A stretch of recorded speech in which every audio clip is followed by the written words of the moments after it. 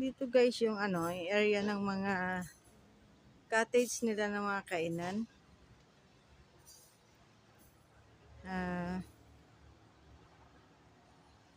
Ang sarap kumain dito ka na.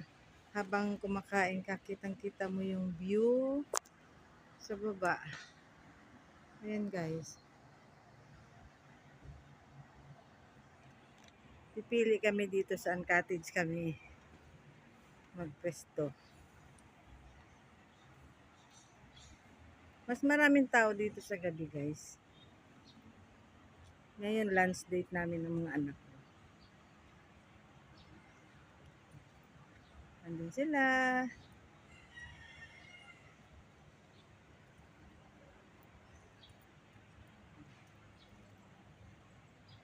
Habang naghihintay sila sa food, ako naman busy dito nagbo-vlog. Pakita ko sa inyo guys ang lugar. Ang ganda.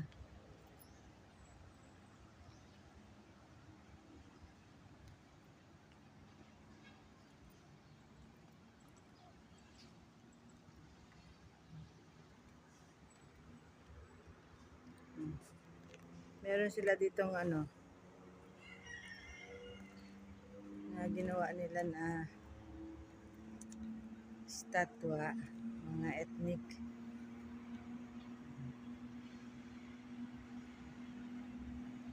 Habang kumakain kami, nandito kami talaga sa harapan talaga ng ano, ng front view nila.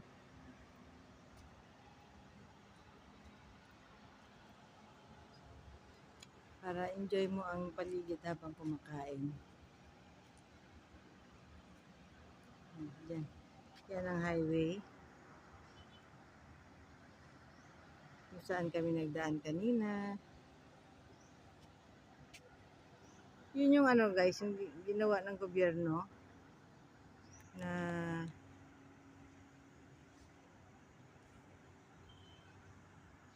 gagawin nilang ano, overpass. Matagal-tagal pa matapos yan, siguro mga 2 years pa siguro pag matapos. Yan.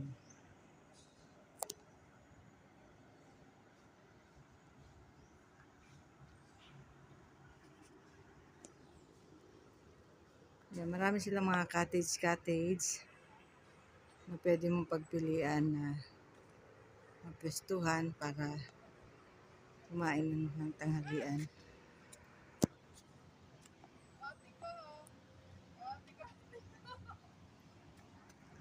Yan. Yan, Davao.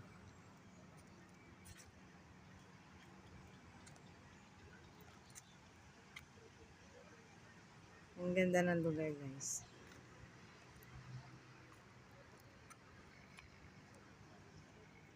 Pa-picture tayo dito.